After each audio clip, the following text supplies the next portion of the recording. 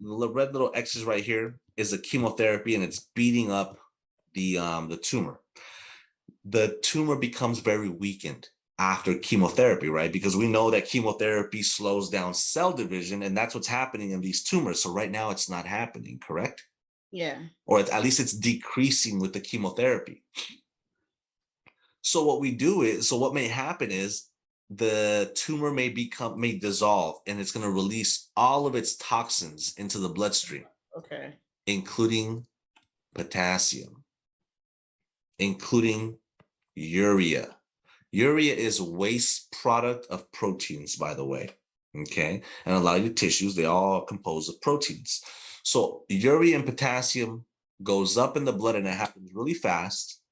And now the patient might need dialysis. Does that make sense? Yeah, because now the kidneys is starting to crash, right?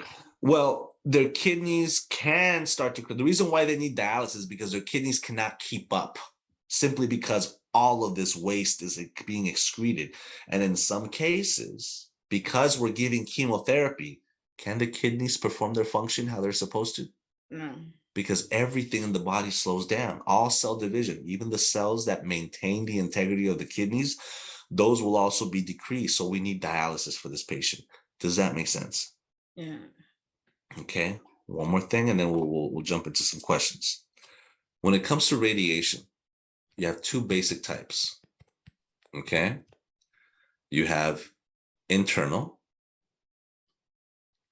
and that's when they place something called a seed in a small cavity. So people that might have like cervical cancer, people that might have rectal cancer or prostate cancer, we get a small little device that we call a seed that's very highly radioactive, and we insert it into a body cavity. And this patient's at the hospital while they're doing internal radiation.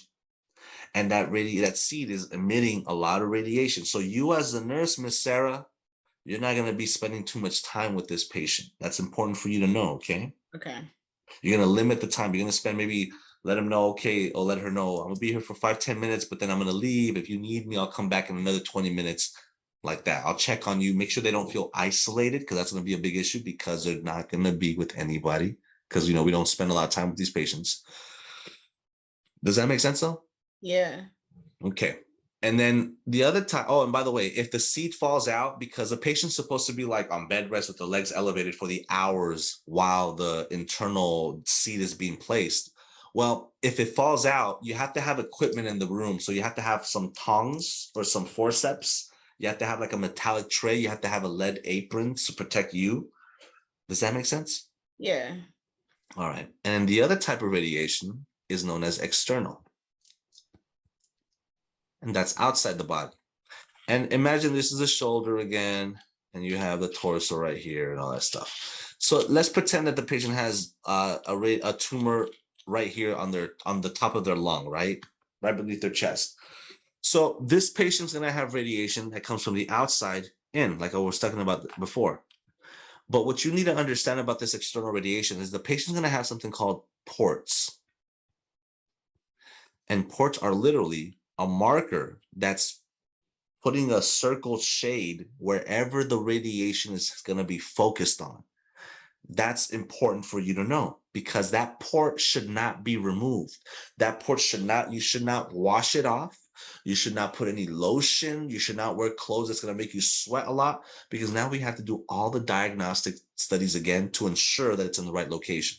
Does that kind of make sense?